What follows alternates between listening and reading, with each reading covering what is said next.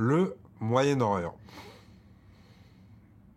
Bon, je vais pas vous faire une intro de chapitre de livre d'histoire, hein. Juste, c'est quoi le concept en fait? Non, parce qu'on en entend surtout parler quand il y a des bails de guerre ou de pétrole, ou les deux en même temps. Mais il se passe quoi concrètement là-bas? Ça implique qui? Alors, j'ai pas prétention à tout vous expliquer en détail dans une vidéo de moins de 6 heures, hein. Je pense pas que ce soit possible même. Non, le but de cette vidéo, c'est de donner une vision globale de la situation dans la région et d'essayer de comprendre pourquoi ça se calme jamais au Moyen-Orient.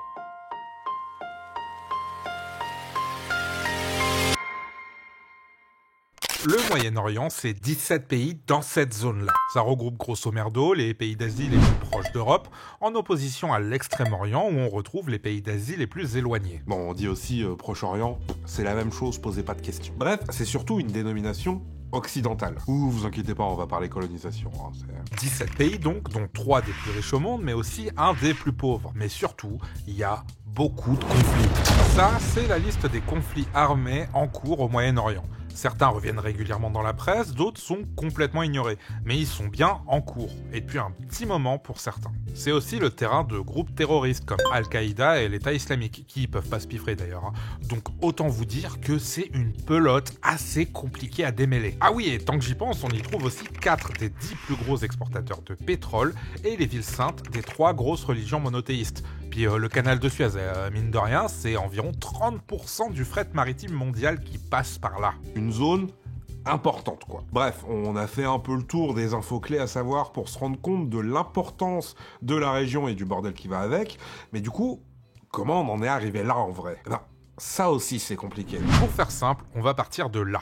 Ça, c'est une carte de l'Empire ottoman qui a existé du 14e au 20e siècle. Et à son apogée, il s'étendait sur toute cette zone-là. Alors, on en a vite parlé dans la vidéo sur la Macédoine du Nord. Il n'est pas encore sorti, faites comme si j'avais rien dit. Au XXe siècle, une grosse partie du Moyen-Orient fait partie de l'Empire ottoman. Et si le XXe siècle, c'est la montée du nationalisme un peu partout, l'Empire ottoman n'est pas forcément très tendre avec les peuples occupés qui veulent se créer leur propre identité. Les Macédoniens, ils ont fait leur truc dans leur coin, mais au Moyen-Orient, et plus largement dans toute cette zone-là, on voit émerger un nationalisme arabe avec une doctrine, le panarabisme. L'idée derrière, c'est qu'il y a un peuple arabe, une culture arabe, et ils doivent avoir leur propre pays, sans les Ottomans qui, eux, sont turcs. Et bon, ça, du coup, les Ottomans, ils sont pas trop chauds, forcément. Mais un truc important à savoir, c'est que les Britanniques sont pas vraiment fans des Ottomans non plus. À vrai dire, il n'y a pas grand monde qui est fan des Ottomans à l'époque. Pour rappel, au XXe siècle, l'Empire britannique, c'est tout ça. Mais pour aller de là à là, il faut passer par là. Et c'est grave relou. Alors qu'en vrai, tu creuses un petit canal là, et hop, les bateaux, ils peuvent aller de la Grande-Bretagne à l'Inde sans avoir à contourner toute l'Afrique. Et ça tombe bien parce que les Français, avec l'accord du président égyptien de l'époque, Mohamed Saïd Pacha, commencent à creuser un canal pour relier la Méditerranée à la mer Rouge. Le canal de Suez. Les Britanniques vont en profiter pour attaquer l'Égypte et l'occuper jusqu'en 1936. Ils vont se partager le contrôle du canal avec les Français, mais c'est franchement pas le pire qui soit passé dans le coin. Non, parce qu'après ça, les Ottomans, forcément, ils étaient plus trop fans des Britanniques, hein. Pour rappel, l'Égypte, ça faisait partie de l'Empire ottoman, hein. Mais en vrai, à ce moment, l'Empire est déjà sur la fin. Les Britanniques et les Français vont en profiter pour encourager les idées nationalistes chez les différents peuples occupés en leur promettant de les aider à monter leur propre pays s'ils se retournent contre les Ottomans. Mais ce qui va vraiment mettre fin à l'Empire, c'est...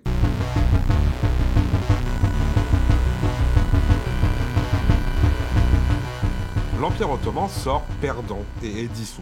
Ça y est, les Arabes vont enfin pouvoir avoir leur propre pays. J'adore quand un plan se déroule sans accroc. Alors en fait, non. Pendant la guerre en 1916, les dirigeants du Royaume-Uni et de la France se rencontrent en Tsum Tsum et signent les accords de Saïx-Picot. Et ils disent quoi, ces accords de Saïx-Picot? Eh ben, on va tout simplement répartir la partie moyenne-orientale de l'Empire ottoman entre la France, le Royaume-Uni, puis une zone internationale autour de Jérusalem, parce que c'est quand même un site important pour 3 grosses religions. Ce serait pas cool qu'un seul pays ait le contrôle de la zone. Encore moins les habitants de la dite zone, hein. Et tout ça, ça sera validé dans le traité de Sèvres, signé en 1920 entre les Alliés, qui ont gagné la guerre, et des représentants du sultan Mehmed IV, le dirigeant de l'Empire ottoman à ce moment. Mais toutes ces anciennes provinces deviennent pas des colonies, non, c'est des protectorats. Genre, c'est sous la responsabilité d'autres pays, mais ça leur appartient pas. c'est juste le temps de rétablir la loi et l'ordre, tout ça. Ah, et tant qu'on est dans l'après-Première Guerre mondiale, là, il y a eu la déclaration de Balfour aussi. Grosso merdo, c'est une lettre ouverte signée par le secrétaire d'État aux Affaires étrangères britannique, Arthur Balfour. Tout ce qu'il y dit concrètement, c'est qu'il est favorable à la création d'un État pour le peuple juif en Palestine. C'est une des premières étapes de la création de l'État d'Israël. État d'Israël qui voit officiellement le jour en 1948. Il y a autre chose d'important au Moyen-Orient, la raison pour laquelle on y trouve 3 des pays les plus riches du monde, le pétrole. Alors, si pour nous aujourd'hui l'importance du pétrole est assez évidente, en vrai, avant le XXe siècle, c'était un peu osef.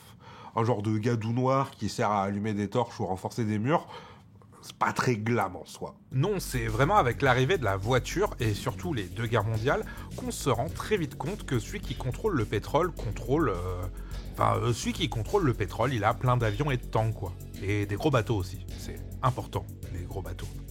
Les États-Unis, eux, ils ont le Texas, les Français, la Seine-et-Marne, mais les Britanniques, ils ont quoi ? Ils vont passer un deal avec l'Iran et fonder l'Anglo-Persian Oil Company, qui va devenir l'Anglo-Iranian Oil Company quand le pays change de nom. Avant, c'était les Perses. Mais voilà, en 1951, le gouvernement iranien nationalise la compagnie. Les Britanniques vont bien tenter de porter plainte auprès du tribunal international, qui répondra juste que c'est des bails d'entreprises privées et que c'est pas leur dos ce genre d'histoire en fait. Oh là là, c'est bien fâcheux, totalement injuste. Comment c'est qu'on va bien pouvoir faire pour corriger cette injustice ? Un coup d'État. 2 ans après la nationalisation de l'AIOC, il y a un coup d'État en Iran. Enfin, 2 parce que le premier foire. Le Premier ministre Mohammad Mossadegh, qui avait fait nationaliser la compagnie, se retrouve emprisonné à vie. Le général Zahedi, qui a mené le coup, prend la tête du pays et fait revenir le Shah, le roi d'Iran en gros. Ah oui, les Britanniques remettent la main sur l'AIOC, qui devient donc la British Petroleum. Et BP. We're sorry. Timing impeccable. Vraiment super pratique comme bail. Alors vous la sentez la douille, hein. Non, parce qu'en vrai, les Britanniques ont le turbo-somme de s'être pris un vent par le tribunal international, et du coup ils vont voir les Ricains pour leur demander de les aider à renverser le gouvernement iranien. C'est l'opération Ajax, et c'est pas une théorie du complot, hein. Le New York Times a fait fuiter l'info en 2000. En échange de ce deal, le British Petroleum a dû renoncer à son monopole sur le pétrole iranien, mais au moins, les affaires reprennent. Mais en soi, pourquoi le pétrole est si important à ce moment ? C'est la guerre froide en fait. De base, tout le monde est un peu tendu, mais du coup, pas laisser les gars d'en face agrandir leur sphère d'influence, sphère qui se retrouverait avec des ressources importantes en plus, ça devient vital. Mais pour revenir au pétrole, dans les années 1930, on en trouve aussi dans cette zone-là. Et avec la Seconde Guerre mondiale qui arrive juste derrière, la demande va exploser. Et l'économie de ces pays avec. Ah, puis j'allais presque oublier un des acteurs les plus importants de la région, Israël. Pour la faire très simple, au 19e siècle, on a un autre mouvement nationaliste qui apparaît, le sionisme.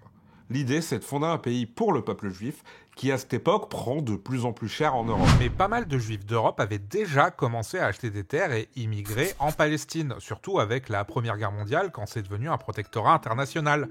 Et déjà à l'époque, il y avait des tensions entre les nouveaux arrivants juifs et les populations arabes déjà sur place, sachant qu'il y avait aussi des juifs qui étaient déjà sur place depuis longtemps. Ce processus va être accéléré et aidé par la communauté internationale après les horreurs de la Seconde Guerre mondiale. Du coup, 1948, on fonde l'État d'Israël. Mais si vous vous rappelez bien, les Britanniques avaient promis aux Arabes du Moyen-Orient qu'ils auraient leur propre État une fois l'Empire ottoman tombé.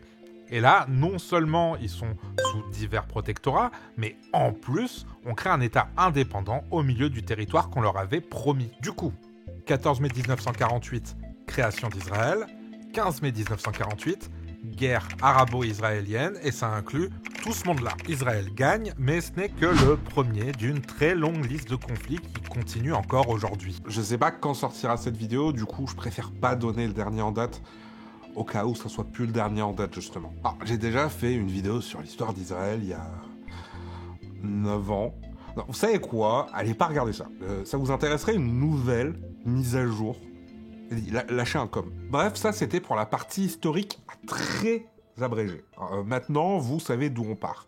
Mais on est presque un siècle plus tard et c'est toujours le sbeul. Avant de rentrer dans les détails, il y a un événement presque aussi important, à mon sens en tout cas, que la chute de l'Empire ottoman. le printemps arabe. C'est une série de révoltes populaires qui ont commencé fin 2010 un peu partout dans le monde arabe contre les gouvernements plus ou moins autoritaires des pays concernés. La grande majorité de ces soulèvements ont été pacifiques, il y a eu des grosses manifs qui se sont notamment organisées via les réseaux, et dans certains cas ça a marché en vrai. C'est parti de Tunisie en décembre 2010, avant de toucher plusieurs autres pays, et ça a même causé la démission de plusieurs dirigeants. Mais ça a aussi plongé plusieurs pays dans des guerres civiles, dont certaines sont toujours en cours. C'est un peu le point de départ de plusieurs de nos histoires. Mais pas que. Donc, première partie. Bon, vous vous rappelez de ça ? At this hour, American and coalition forces are in the early stages of military operations to disarm Iraq, to free its people, and to defend the world from grave danger. En 2003 commence la deuxième guerre d'Irak, avec comme prétexte des armes de destruction massive imaginaires. Et ça va avoir des conséquences complètement catastrophiques pour le reste de la région. L'armée états-unienne et leurs alliés envahissent le pays, renversent Saddam Hussein, le dirigeant de l'époque qui était quand même au pouvoir depuis plus de 20 ans, et fout le pays totalement en l'air. Plus d'armées, des centaines de milliers de morts, une haine de l'Occident encouragée par une invasion gratuite, c'est open bar pour les pires dérives. Et c'est ce qui va se passer. Pour les plus jeunes d'entre vous, à l'époque, il y a eu un scandale sur le traitement des détenus dans la prison d'Abu Ghraib. C'est une prison qui, à ce moment, était gérée par l'armée états-unienne et la CIA, où étaient emprisonnés des membres de l'armée irakienne, mais aussi d'Al-Qaïda. Et niveau torture, on va dire qu'il y a eu des condamnations pour violation des droits de l'homme, quoi. Mais du coup, tous ces gens ensemble qui subissent les pires traitements, ça a contribué à la radicalisation des militaires irakiens par les gars d'Al-Qaïda. Et quand ils sont sortis, ils ont fondé un petit groupe terroriste. Si vous voulez rentrer un peu plus dans le détail de ce qu'est l'État islamique, ou Daesh, j'ai fait une vidéo dessus il y a quelques années. Mais retenez juste que c'est un groupe terroriste islamiste dont le but est de rétablir le califat abbasside, un empire musulman qui a régné sur cette zone-là du 8e au 13e siècle. Et les gars ont presque réussi en vrai. En 2014, ils contrôlaient toute cette zone entre l'Irak et la Syrie. En fait, la Syrie était déjà prise dans une guerre civile qui occupait l'armée depuis 2011. Printemps arabe, tout ça là. Et l'Irak ? L'Irak quoi. Du coup, les gars ont rapidement réussi à gagner du terrain, qu'ils ont ensuite perdu quand l'armée de libération syrienne, les rebelles qui se tapent contre l'armée du gouvernement syrien là, puis les Irakiens, puis les Kurdes, puis les Turcs, puis les Iraniens, puis une coalition occidentale leur sont tombés sur la tronche. Plus les Russes qui tapaient sur les rebelles syriens en parallèle. Aujourd'hui, le gouvernement syrien est toujours en situation de guerre civile. Il contrôle que 70% du territoire et l'Irak... l'Irak, quoi. Bon, deuxième partie, du coup. L'Arabie Saoudite, je pense que vous connaissez tous, mais le Yémen, c'est un pays qui fait presque la taille de la France au sud de l'Arabie Saoudite. Après le printemps arabe, le pays se retrouve plongé dans une guerre civile qui oppose les Houthis, les révolutionnaires donc, au gouvernement. Comme en Syrie, la guerre civile est toujours en cours aujourd'hui. Et comme en Syrie, le pays est divisé entre différents groupes, sauf qu'à la place de Daesh, ici on a Al-Qaïda. Le pays traverse une des pires crises humanitaires en cours dans le monde, entre les morts dues à la guerre civile et les victimes de la famine parce que les ressources se font de plus en plus rares. Genre, il n'y a même pas de fleuve au Yémen, en fait. Et les réseaux d'eau, ils approvisionnent que 30% de la population. C'est le sbeul. Et depuis fin 2023, les Houthis ont commencé à attaquer les bateaux dans la mer Rouge. Mais si, rappelez-vous, là, les Français ont construit un canal en Égypte pour éviter d'avoir à contourner toute l'Afrique pour rejoindre l'Asie. 30% du fret maritime, tout ça là. Bon, à la base, ils ont déclaré qu'ils attaquaient les bateaux ayant des liens avec Israël. Mais au final, c'est un peu moins discriminant que ça comme attaque. Au point que les États-Unis et le Royaume-Uni ont, dans un premier temps, posté des navires militaires pour protéger les bateaux commerciaux. Puis au final, ils ont carrément décidé de bombarder le pays. Mais le Yémen se faisait déjà bombarder à ce moment-là par l'Arabie Saoudite et les Émirats Arabes Unis. Pas parce qu'ils soutiennent le gouvernement yéménite ou quoi contre les rebelles, mais parce qu'ils soupçonnent les Houthis d'être financés et armés par l'Iran. Et avoir un pays contrôlé par un allié de l'Iran à leur porte, pour eux, c'est pas possible. Et ça, on n'en a pas parlé jusqu'à présent, mais c'est aussi au cœur des divisions au Moyen-Orient. L'islam, comme toutes les religions, a des branches différentes qui ont leurs propres pratiques et interprétations des textes. Les deux plus gros groupes, c'est les sunnites et les chiites, mais il y a aussi plein de sous-courants qui découlent de ces deux groupes, comme les druzes ou les salafistes. Eux, on en a beaucoup parlé dans les médias il y a quelques années, je sais pas si vous vous rappelez. Et comme pour les catholiques et les protestants, ils sont pas d'accord sur plein de trucs, et des fois ça peut devenir violent. Ici, l'Arabie Saoudite ou la Syrie sont des pays majoritairement sunnites par exemple, alors que l'Iran ou l'Irak sont à majorité chiite. Il y a 7 ans déjà, la chaîne Vox parlait d'une guerre froide entre les deux pays. Et c'est vraiment pas faux. L'Arabie Saoudite est globalement alliée aux Occidentaux, ils sont en bisbis permanent avec nous pour le pétrole ou la vente d'armes par exemple, genre la France est le 3e plus gros exportateur d'armes en Arabie Saoudite. De l'autre côté, l'Iran est plutôt proche des gouvernements russes et chinois. D'ailleurs, il y a masse de drones iraniens qui sont utilisés en Ukraine par les Russes. Genre, il y en a un qui a des alliés à l'ouest et l'autre à l'est. C'est comme s'il y avait 2 blocs. Bref, je divague. Jusqu'à il n'y a pas si longtemps, l'Iran s'incluait pas trop dans les bails du monde arabe. À vrai dire, ils sont pas arabes eux-mêmes. La langue officielle du pays, c'est le farsi, une langue indo-européenne comme le portugais ou le bengali. Jusque dans les années 1930, en Occident, on parlait plus de perse que d'Iran d'ailleurs, et le pays n'a jamais fait partie de l'Empire ottoman, contrairement à la majorité des autres pays du Moyen-Orient. Mais tout ça a changé quand ils sont entrés en guerre contre l'Irak. En 1979, l'Iran traverse une révolution, et son gouvernement est encore une fois renversé. Le Shah est remplacé par l'ayatollah Khomeini, et le pays devient la République islamique d'Iran, une théocratie dirigée par un chef religieux. Mais un chef religieux chiite. Et ça, de l'autre côté de la frontière, en Irak, ça passe pas.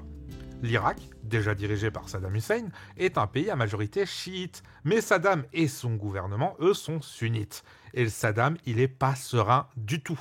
Imagine, l'Iran arrive à répandre ses idées de révolution chez lui alors qu'il est en minorité. La réponse logique va donc être attaquer l'Iran et écraser la révolution. Et ça va déclencher une guerre qui va durer 8 ans quand même. Mais c'était pas juste un conflit local. Ces pays ont vendu des armes à l'Irak. Et ceux-là en ont vendu à l'Iran.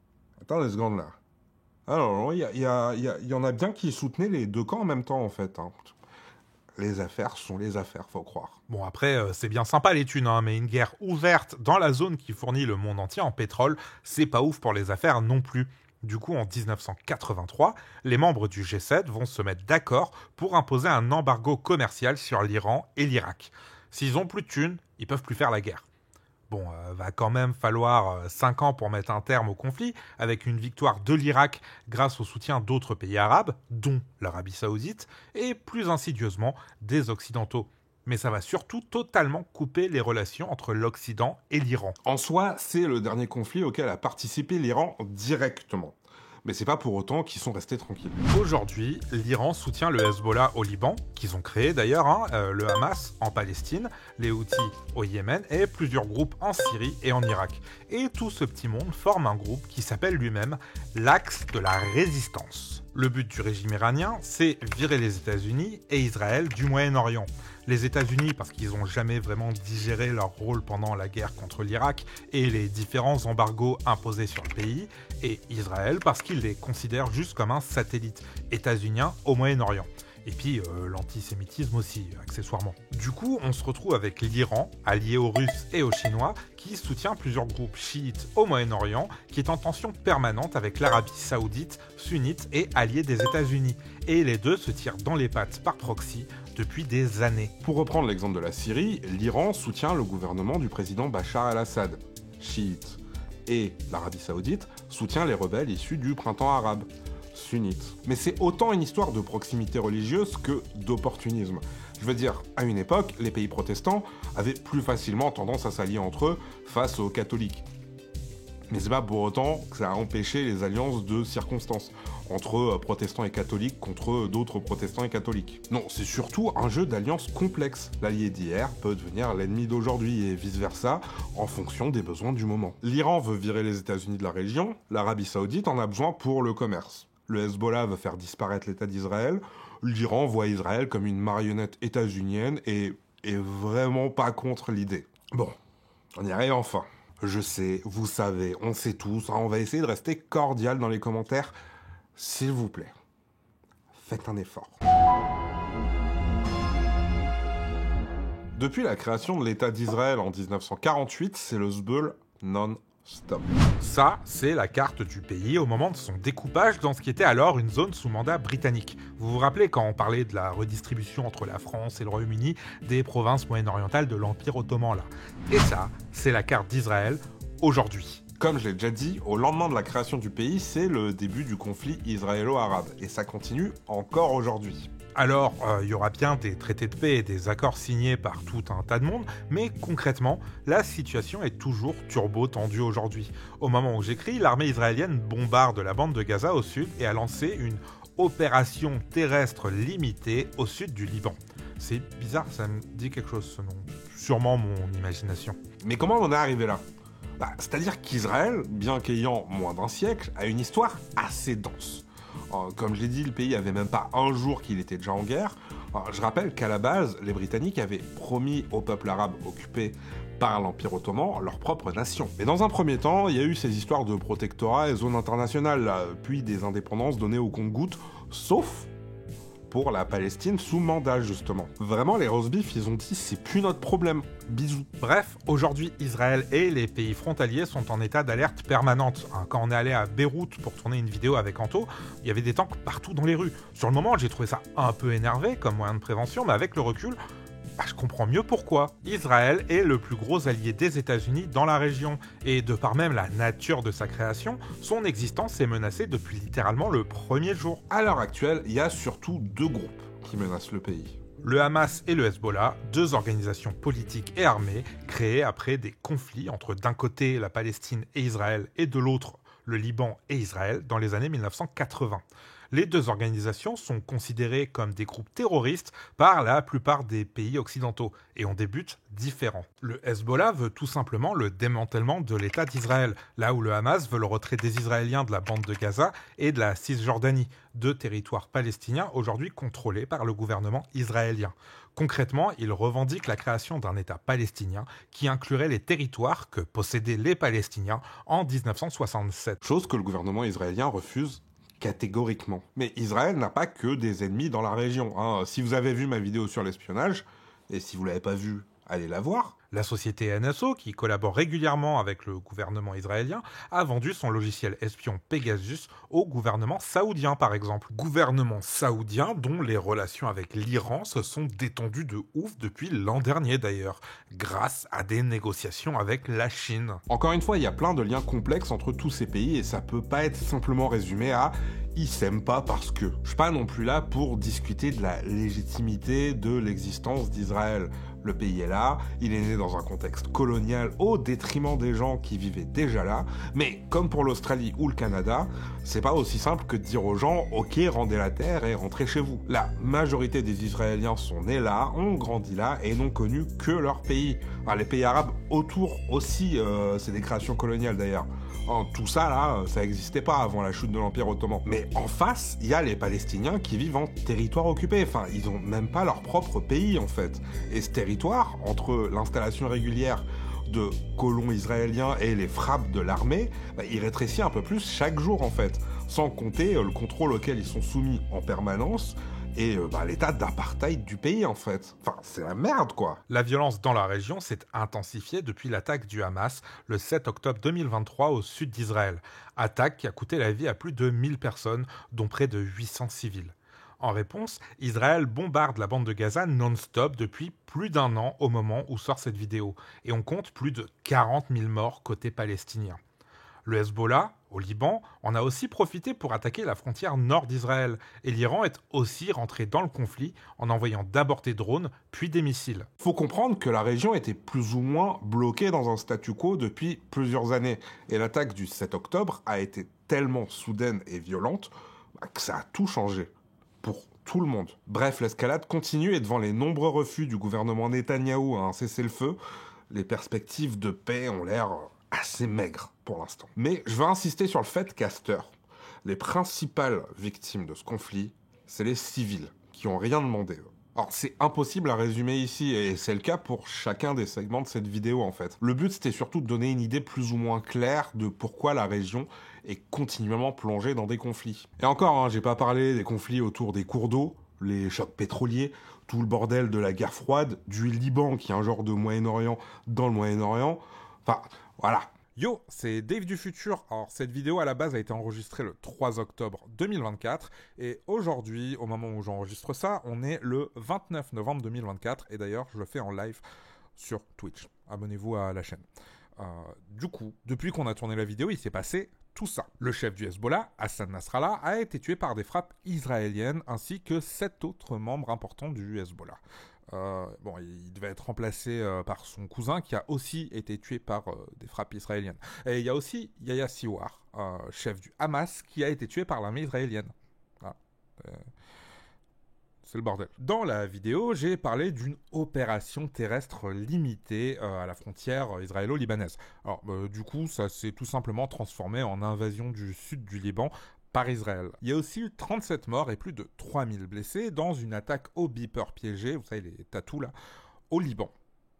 D'ailleurs, les médias français en ont parlé de manière un peu chelou. Prendre l'exemple le plus simple, ça bip, ça pète. Ouais. Voilà. Ça, c'est un extrait d'un segment de genre 30 minutes. Où ils expliquent en détail comment ça s'est passé, la logistique. Il y a même un moment, ils sortent un tatou pour montrer à quoi ça ressemble. C'est complètement lunaire. Où est-ce que la quantité d'explosifs aurait été placée ? On rappelle qu'il y a des gens qui sont morts. Il y a eu des blessés. C'est un crime de guerre. Et les gars, ils sont en mode c'est intéressant. Ah, j'en ai vite parlé dans la vidéo, mais ça a continué par après.